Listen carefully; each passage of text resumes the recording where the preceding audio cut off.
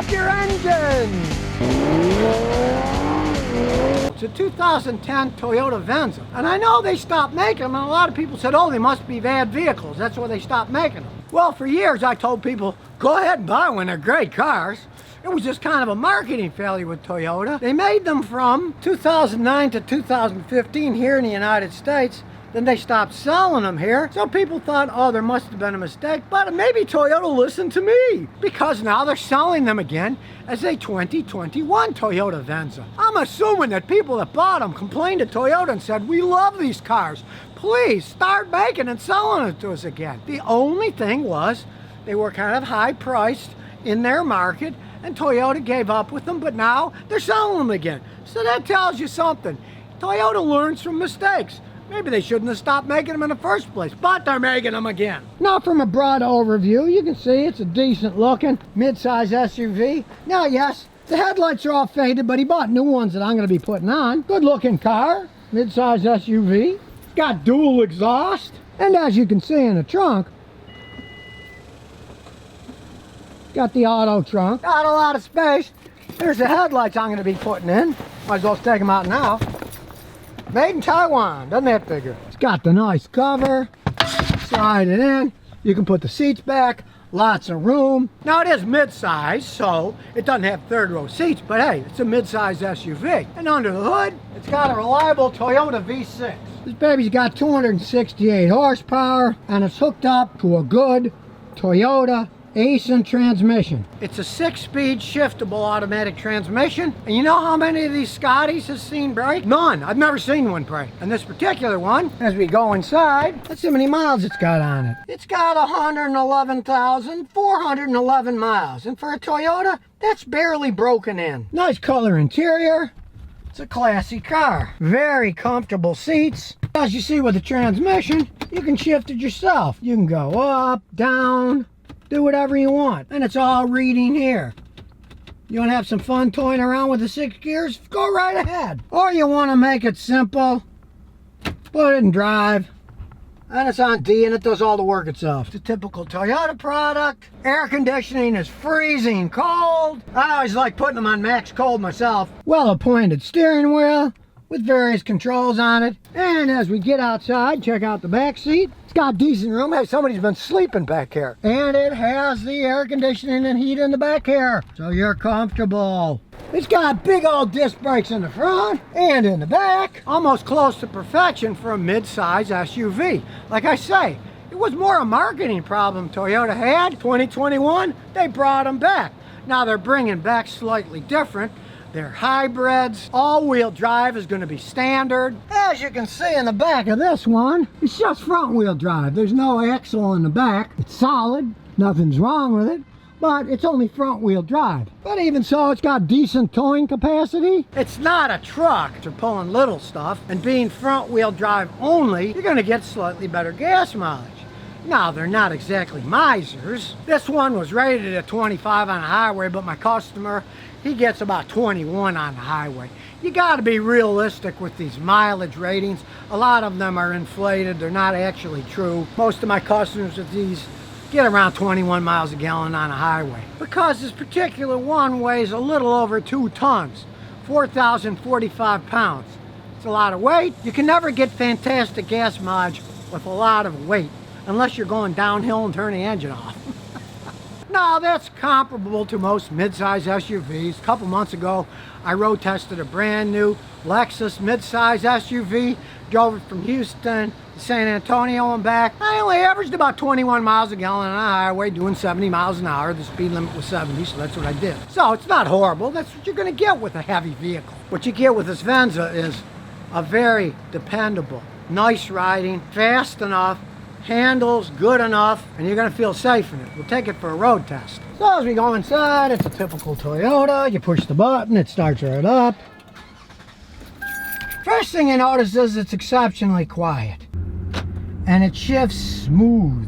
And for a mid-size SUV, it's got decent handling. Now sure, the Acuras handle a bit stiffer and are more fun to drive, but these are actually more comfortable. And we'll put it down and drive, and we'll see how it takes off. You can see those wheels are spinning.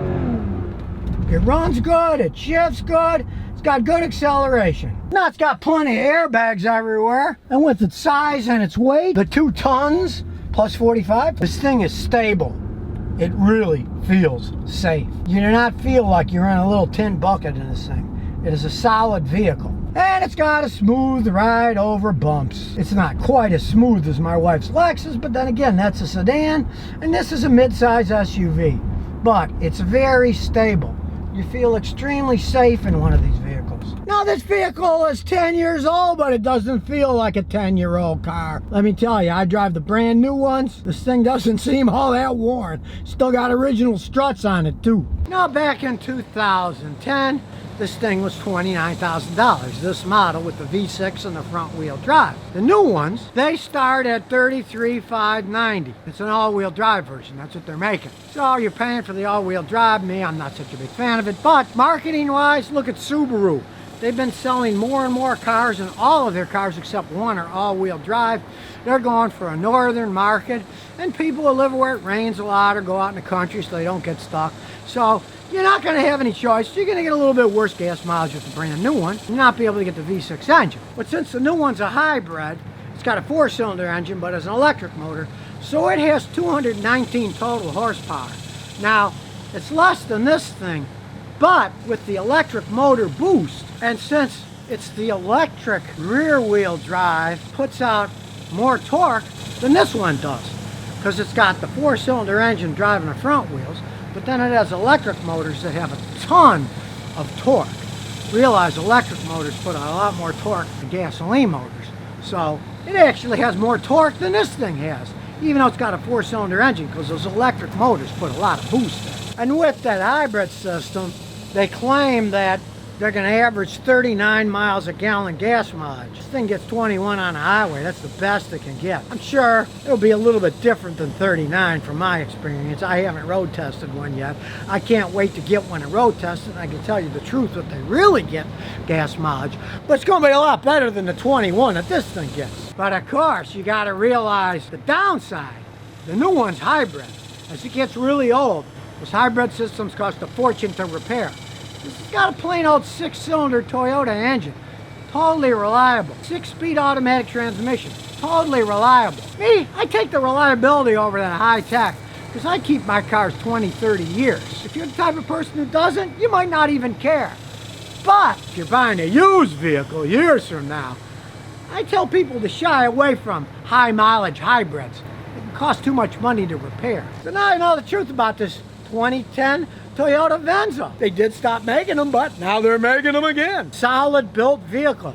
You can find a used one, get a good price, make your day. You get a fantastic used car that might go and go and go. I got a customer that's one of these got 300,000 miles.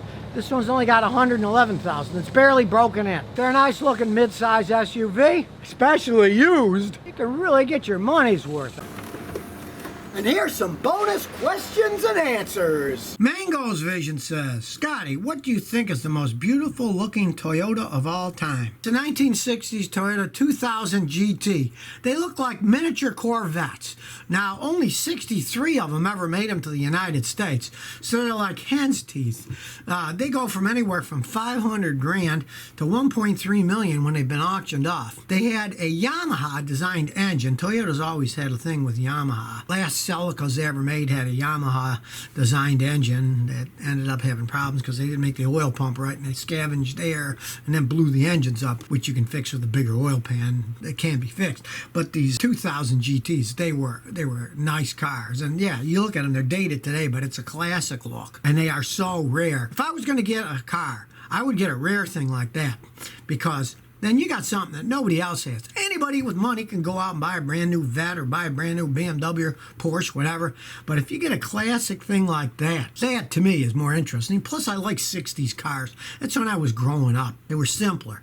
You can fiddle with them. You can toy around with them. You can adjust the carburetors. They're more fun to drive around than a modern car. You just turn the key and away you go.